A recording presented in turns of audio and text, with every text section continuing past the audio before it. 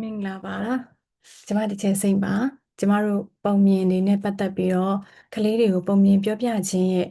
ကောင်းကျိုးတွေကိုဆရာအောင်သိန်းရဲ့စာအုပ်ထဲကနေပြီးတော့ကျမဖတ်ပြနေခဲ့တာ၃ချက်ရှိသွားပါပြီအဲ့ဒါနဲ့ပတ်သက်ပြီးတော့ကျမပြောပြစရာလေးတစ်ခုရှိလို့ပေါ့နော်လွန်ခဲ့တဲ့6ရက်လောက်က Harmony of Teaching ဆိုတဲ့ page မှာဆီယာမလေးတစ်ယောက်တင်ထားတာလေးကိုကျမဗဟုသုတမျှဝေခြင်းလို့ပါသူတင်ထားတာလေးကပါလဲဆိုတော့ဒီပုံမြင်ပြောတဲ့ဆီယာမကြီးတယောက်ရှိတယ်အဲ့ဒီဆီယာမကြီးကိုနိုင်ငံခြားပေါ့နော်သူ့ကိုကလေးမိဘတယောက်က workshop မှာဆွေးနွေးတာဘယ်လိုမျိုးဆွေးနွေးတာလဲဆိုတော့ပုံမြင်နဲ့ပတ်သက်ပြီးတော့လေသူ့ရဲ့ကလေးကိုအเจ้าမှာတငယ်ချင်းချင်းချင်းကလေးတွေကပုံမြင်နေပြောကြမှာပေါ့အဲ့ဒီပုံမြင်ထဲမှာကလေးလေးကအိတ်နေတော့မှဒီဘေးကသူ့ကိုထိန်းတဲ့သူလည်းအိတ်နေတော့မှဒီ clone တစ်ကောင်ကကလေးလေးကိုလာပြီးတော့ခိုးသွားတယ် clone ဆိုတာဘာလဲဆိုတော့ဟိုကလေဟိုလူပြက်ပုံစံမျိုးနဲ့ဝတ်စားထားတဲ့အဲဟိုအဲ့ဒီလိုမျိုးပေါ့ဟာတလိုမျိုးကြောက်စရာလည်းကောင်းတယ်လေနော်အဲ့ဒီသူကလာပြီးတော့ကလေးကိုခိုးသွားတယ်ဆိုတော့ပုံမြင်ကိုသူတို့ចောင်းသားအချင်းချင်းပြောကြတာပြောတဲ့အခါကျတော့အဲ့ကလေးလေးကအဲ့ဒါကိုသူကစိတ်ထဲမှာဆွဲလာပြီးတော့ညဘက်ကိုအိမ်မက်ဆိုတွေမှတ်တာသူအိတ်တဲ့အချိန်မှာသူ့ကိုလာပြီးတော့အဲ့လိုခေါ်သွားပါတယ်ဆိုတော့အိမ်မက်ဆိုတွေသူမှတ်တာအဲ့ဒါနဲ့သူအဲ့ဒါကိုဘယ်လိုဖြေရှင်းရမလဲဆိုတာကိုဆီယာမာကြီးစီကိုအကြံတောင်းတာပေါ့နော်အဲ့တော့ဆီယာမာကြီးကပြန်ပြီးတော့အကြံဉာဏ်ပြန်ပေးလိုက်တယ်ဘယ်လိုမျိုးလဲဆိုတော့သူ့သမီးလေးကိုပုံမြင်ကိုဒါကသမီးပြောကြားခဲ့တဲ့ပုံမြင်အဲ့ဒါအဆုံးသတ်မဟုတ်သေးဘူးတကယ်တော့တဝက်ပြည့်ပဲရှိသေးတယ်ပေါ့နော်တကယ်တော့အဲ့ဒီ clone ဆိုတာကဆေးရုံမှာ clone doctor ကလေးတွေအတွက်ကိုဒါ clone doctor အဖြစ်နဲ့လုပ်ရတဲ့ကလေးလေးရဲ့ဦးလေးကသူကဆေးရုံကနေပြန်လာပြီးတော့သူ့ uniform မချွတ်ရသေးပဲနဲ့အဲ့ကလေးလေးကိုသူကသူ့တူလေးကိုသူကပွေ့ချီပြီးတော့ကလေးငုံလေးလို့ပွေ့ချီပြီးတော့ချော့ရင်းနဲ့တစ်ဖက်အခန်းကိုချော့ပြီးတော့ဒါတိတ်ထားတာပေါ့နော်ပြန်လာရောကလေးမိဘတွေကပျောက်လို့လိုက်ရှာရင်းနဲ့ဘေးအခန်းမှာအိပ်ပျော်နေတာကိုတွေ့တော့မှတကယ်ကိုဟာတာ ending happy ending လေးပေါ့နော်funny ending လေးဖြစ်သွားတယ်ဆိုတာကိုပြန်ပြီးတော့တီထွင်ပြီးတော့ပြန်ပြောခိုင်းတာအဲ့မှာအဆင်ပြေသွားတယ်ပေါ့အဲ့တော့ဒါလေးကိုကျမတို့ကဟိုကြည့်မယ်ဆိုလို့ရှိရင်ကလေးတွေကဒီပုံမြင်တွေရဲ့လွှမ်းမိုးမှုကသူတို့ပေါ်မှာအများကြီးသက်ရောက်မှုရှိတယ်ပြီးတော့နောက်တစ်ခုကဘာလဲဆိုတော့နောက်ထပ်မိဘတစ်ယောက်ကဘယ်လိုမျိုးအဲ့ဒီဆီယာမကြီးစီကိုစာပို့လဲဆိုတော့ဒီသူ့ကလေးဆွဲတဲ့ပုံနေကလေးတွေဆိုတော့ဟိုရှောက်ရှစ်ဒီရှောက်ချစ်ဆော့တာပေါ့နော်အဲ့လိုမျိုးဆွဲတဲ့ပုံတွေမှာဘာတွေဖြစ်နေလဲဆိုတော့အဲ့ပုံတွေကကြောက်စရာကောင်းတဲ့တရေပုံတွေအဲ့လိုခေါင်းပြက်နေတာတွေဓာတ်တွေလက်နက်တွေနဲ့ပေါ့နော်အဲ့လိုမျိုးတွေပဲအမြဲတမ်းအနီတွေအနက်တွေကိုသူကပို့ပြီးတော့သုံးတယ်သူ့ရဲ့အသက်ကသူက reception level ဆိုတော့ kg လောက်ပေါ့9 နှစ်လောက်ပဲရှိအောင်မယ်အဲ့တော့အဲ့လိုမျိုးဖြစ်နေတော့အဲ့ဒါဘာကြောင့်လဲဆိုတော့သူ့ရဲ့ဒီသူ့ကိုထိန်းပေးတဲ့မမပေါ့အိမ်အကူကလေးတိုင်းကသူကအဲ့လိုမျိုးညဘက်ဆိုလို့ရှိရင်ခေါင်းပြက်တရေတွေအကြောင်းပြောပြတာအဲ့လိုမျိုးနဲ့ကလေးကဒါကိုစိတ်ဆွဲပြီးတော့အဲ့လိုစိတ်ရိုင်းနေသူဝင်နေတာပေါ့နော်ဒါကြောင့်မလို့ကျမတို့ကလေးကိုပုံမြင်ပြောတဲ့အခါမှာပုံမြင်တွေကိုရွေးချယ်ပြီးတော့ပြောပြရဲဆိုတာဟာတကယ်လက်တွေ့မှာဖြစ်နိုင်ခြေရှိတဲ့ဟာတွေကိုမဖြစ်နိုင်တဲ့ဟာတွေကိုအသာထားပေါ့နော်သူတို့ကလောကကိုယုံကြည်စိတ်ချစေဖို့နောက်တစ်ခါဒီပုံမြင်တွေကနေတဆင့်မှာသူတို့ရဲ့စိတ်ထားလေးတွေနူးညံ့သွားအောင်ဒါဆိုရင် fairy tales လိုမျိုးအဲ့ရဝင်လက်သမီးပုံမြင်တွေပဲပြောပြမှာလားမဖြစ်နိုင်တဲ့ကိစ္စတွေပြပြမှာလားတကယ်ကို happy ending တွေပဲလားဆိုတော့မဟုတ်ဘူးလောကမှာအခက်အခဲတွေရှိတယ်အဲပုံမြင်တွေထဲမှာအတားအဆီးအခက်အခဲတွေရှိတယ်ဒါကိုသူတို့ဘယ်လို overcome ဘယ်လိုကျော်လွှားလဲပေါ့နောက်ဆုံးမှာစူးစမ်းအထောက်အမှုနဲ့ကျော်လွှားလို့ရှိရင်ဒီဟာကိုအခက်အခဲကိုကျော်လွှားနိုင်တယ်ဆိုတဲ့ဟာမျိုးကိုကျမတို့ကပြန်တစ်ပြောင်းပြန်လှည့်ပြီးတော့ပြောပြလို့ရတဲ့ဟာတွေအများကြီးရှိပါတယ်ဒီလိုပြောပြဖို့ကိုဆီယာမကသူ့ရဲ့ page မှာ share လုပ်ထားတယ်ပေါ့နော်ဒါလေးကကျမဖတ်ပြနေတဲ့ဟာနဲ့တိုက်ဆိုင်လို့မျှဝေတာဖြစ်ပါတယ်ဒီနေ့ကျမကပုံမြင်ပြောပြခြင်းရဲ့အကျိုးနံပါတ်၄အချက်ကိုဖတ်ပြမှာဖြစ်ပါတယ်အရှိမ3ပုဒ်ကျမဖတ်ပြခဲ့ပါတယ်ပြန်နားထောင်လို့ရပါတယ်နားထောင်ကြလို့ရှင်နောက်တစ်ခုကိုကျမသွားပါမယ်အကျိုးပြုလိုစိတ်ပေါ်စေသည်စရုဒ္ဓအချက်မှာပုံမြင်များကြောင့်ကလေးတို့တွင်အကျိုးဆောင်လိုစိတ်လူစွမ်းကောင်းစိတ်ပေါ်ပေါက်လာစေခြင်းဖြစ်သည်အကျိုးပြုလိုခြင်းမှာချီးကျူးခံလိုခြင်းနှင့်ဆက်စပ်နေပါသည်ကလေးများတွင် စွမ်းဆောင်လိုသောဆန္ဒမှာဗီဇကပဲပါလာသည်ဟုဆိုနိုင်မည်ထင်ပါသည်တခါတရံမိဘတို့၏လုပ်ငန်းဆောင်တာတူတူထွားထွားတို့ကိုကူညီလုပ်ကိုင်ရန်အတွက်ဟန်ရေးတပြပြဖြစ်နေခြင်းသည်ထိုစိတ်ဓာတ်ကိုဖော်ပြနေပါသည်သူတို့လုပ်တဲ့ကင်တက်ပြီးသောအလုပ်များထက်မလုပ်ဘူးမကင်ဘူးမထမ်းဆောင်ဘူးသောအရာများကိုဝန်များကိုစွမ်းဆောင်လုပ်ကိုင်နိုင်ခြင်းကိုအားရဝမ်းသာဖြစ်တတ်ကြပါသည်ထို့ကြောင့်ခဲရခဲစစ်စူးစမ်းပန်းစားလှုပ်ဆောင်အောင်မြင်ခြင်းကိုပြသောပုံမြင်များကိုနှစ်သက်တတ်ကြသည်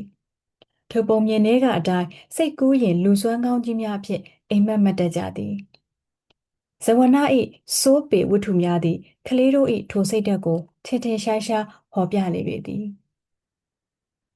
အနှဲငယ်အရွယ်ရောက်လာသောအခါတွင်ကထိုကဲ့သို့သောစွန့်စားခြင်းမျိုးထက်တာလွန်မြင့်မားသည့်စွန့်စားမှုမျိုးကိုနှစ်သက်လာတတ်ကြသည်လူလောကအကျိုးစီးပွားအတွက်စွန့်စားရှာဖွေမှုစူးစမ်းမှုမိမိယုံကြည်မှုအတွက်အသက်ဆွန့်မှုကြိုးပမ်းမှုစသည့်လူတို့၏တတ္တိဝရိယဇွဲမဆုတ်မနစ်သောလုံလစသည်တို့ကိုဖော်ပြသောပုံမျိုးကိုတန်မိုးထတတ်လာကြသည်ထိုမှတဆင့်လူရည်ကျွန်ကြီးများ၏အထုပ်ပတ္တိများကိုနှိမ့်ချိုက်အားကြစိတ်နှင့်ဖတ်ကြလေတော့သည်ကျွန်တော်တို့ငငယ်ကငလက်မဝတ္ထုကိုနှစ်သက်ခဲ့သည်ထို့နောက်ဇနကထို့နောက်ဘယင်းနောင်စသည်ဖြင့်ပြောင်းလဲဖက်ရှုလာခဲ့သည့်အစဉ်ကိုသတိရမိကြမည်ထင်ပါသည်ကလေးများကြိုက်သောပုံမြင်များ၏ဇာတ်လိုက်များမှာအလွယ်တကူအောင်မြင်မှုရသောသူများမဟုတ်ကြပါအားပြိုင်မှုပြင်းပြင်းထန်ထန်ဖြစ်လေသူတို့နှစ်သက်လေဖြစ်ပါသည်ဤနည်းအားဖြင့်သူတို့သည်အခက်အခဲကိုဝန့်စားစွာရင်ဆိုင်တတ်သောစိတ်ကိုလေ့ကျင့်ခဲ့ကြသည်လောကဓာတ်ကိုတီးခံနိုင်အောင်စိတ်သက်လေ့ကျင့်ခဲ့ကြသည်ဟုဆိုသင့်ပါသည်ဤသို့အားဖြင့်ပုံမြင်များသည်ကလေးတို့၏လူစွမ်းလူစားကိုမြှောက်ပင့်ပေးနိုင်သည်သွေးနှိုးပေးနိုင်သည်ဤလူစွမ်းလူစားပြကျင်သောစိတ်ဓာတ်ကြောင့်ပင်လူလောကကြီးတိုးတက်သာယာခြင်းသို့ရောက်လာခဲ့ကြသည်ဟုလည်းဆိုသင့်ပါသည်ကျမပြင်စမအချက်ကိုဆက်ပြီးတော့ဖတ်ပြပါမယ်ကစားနည်းတစ်မျိုးဖြစ်စေသည်ပြင်စမအချက်မှာပုံမြင်များသည်ကလေးများအတွက်ကစားပျော်ရွှင်နည်းတစ်မျိုးကိုဖြစ်စေသည်ဟုဆိုကြပါသည်ကစားခြင်းဆိုသည်မှာအပြောင်းအလဲပြုလုပ်ခြင်းတစ်မျိုးသာဖြစ်သည်ဟုစိတ်ပညာဆရာများကဆိုကြပါသည်ကျွန်တော်တို့သည်ထိုင်လို့ကြီးမနေနိုင်ပါလမ်းလျှောက်လို့ကြီးလည်းမနေနိုင်ပါဣရိယာပုတ်ပြောင်းလဲနေထိုင်ကြရပါသည်အပြောင်းလဲဆိုသည်မှာလိုအပ်သောအရာတစ်ခုဖြစ်ပါသည်ထို့ကြောင့်ခက်ခဲလေးနက်လေးလံသောစာများကိုဖတ်ရလွန်၍ငင်းငွေလာလျင်အပေါ့စားလျှို့ဝှက်သေးဖို့ဝတ္ထုများအချစ်ဝတ္ထုကလေးများကိုကောက်ကင်မိတတ်ကြပါသည်ထိုကဲ့သို့သောဝတ္ထုမျိုးကိုဖတ်ပြီးသောအခါတွင်မူကားမူလလုပ်ငန်းဖြစ်သောလေးလံသည့်စာပေမျိုးစီသို့ပေါ့ပေါ့ပါးပါးပြန်သွားနိုင်ပြီဖြစ်ပါသည်အချို့ကဤသို့သောအပျော်ဖက်စာပေမျိုးဖတ်ခြင်းကိုရှုတ်ချခြင်းပါသည်ကျွန်တော်ကဖြင့်သဘောမတူပါကျွန်တော်တို့သည်အငိမ့်ရုပ်ရှင်တို့ကိုကြည့်ကြပါသည်ဂီတကိုအရသာခံပါသည်အပျော်ရွှင်သဘောပင်ဖြစ်ပါသည်အပြောင်းလဲသဘောပင်ဖြစ်ပါသည်ကျွန်တော်တို့လူကြီးများဖို့ပင်အပြောင်းလဲအိမ်မြလိုအပ်ပါကကလေးများဖို့ပြောဖွယ်ရမရှိတော့ပါသူတို့ခမများမှာပင်ပန်းလွယ်ပါသည်ညှိငွေလွယ်ပါသည်အပြောင်းလဲကိုမကြာခဏလိုအပ်ပါသည်ကျောင်းသင်ခန်းစာများကဏ္ဍပုတ်စာများနှင့်မွန်းဆို့နေသောအခန်းမှထွက်၍ခိတ္တမြကစားကွင်းတွင်ခုံပေါက်ပြေးလွှားအော်ဟစ်၍ကစားလိုက်ရလျင်အပန်းပြေသွားတတ်ပါသည်ထိုကစားကွင်းမှတွက်လက်ရှင်လန်းစွာစာသင်ခန်းသို့ပြန်လာနိုင်ပါသည်ပုံမြင်ဖက်ခြင်းသည်လည်းဤကဲ့သို့သောအပြောင်းလဲမျိုးကိုဖြစ်စေပါသည်တက်ရှိလောကကိုခိတ္တမြကလကာချပြီးအိမ်မက်လောကစိတ်ကူးလောက၌လွင့်ပါကုခတ်ရခြင်းသည်ခဏတာလွတ်မြောက်မှုကိုဖြစ်စေသည်အချို့ကဒိဋ္ဌဓမ္မလောကမှထွက်ပြေးခြင်းဟုဆိုပါသည်ထိုအချက်ကိုသဘောမတူနိုင်ပါတောင်တက်ခရီးတွင်တထောက်မြနား၍အသက်ဝအောင်ရှူလိုက်နည်းမျိုးကိုအညံ့ခံသည်ဟုပြောလို့မဖြစ်ပါနောက်တစ်ချီတက်ရန်အတွက်အားမွေးခြင်းများသာဖြစ်ပါသည်သို့သောတခုသတိပြုရန်ရှိပါသည်တစုံတစ်ယောက်သောကလေးသည်မိမိ၏ဒိဋ္ဌဓမ္မဘဝ၌ပျော်မွေ့ခြင်းမရှိ ထိုအခါမျိုးတွင် ပုံမြင်များကိုတအုပ်ပြီးတအုပ်ဖတ်ရင်းစိတ်ကူးယဉ်ခြင်း၌သာလျှင်နှင့်မျောမိမောနေတတ်သည်ဒိဋ္ဌဓမ္မလောကကိုပြေဖုံးကားအပီးချ၍နေတော့မည်အသွင်မျိုးဖြစ်လာလျင်ကထိုကလေးသည်လူဘဝတာဝန်များမှထွက်ပြေးပြီဟုဆိုသင့်ပါသည်ထို့ကြောင့်ဒိဋ္ဌဓမ္မလောကနှင့်အပီးတိုင်ကင်းကွာစေသောပုံမြင်မျိုးမဖြစ်သင့်ပဲတာဝန်ဝတ္တရားဇွဲတတ္တိစသည့်သဘောမျိုးကိုမစွန့်ပယ်သောပုံမြင်များကိုလိုလားအပ်သည်ဟုယူဆမိပါသည်ထို့ကြောင့်အချုပ်ကိုဆိုရလျင်ရန်ကုန်ဝိဇ္ဇာနှင့်သိပ္ပံတက္ကသိုလ်အပန်းဖြေရိပ်သာ၏ကြွေးကြော်သံဖြစ်သောစိတ်ပြေလက်ပြေအပန်းဖြေစိတ်လက်ပြေမှအာတရ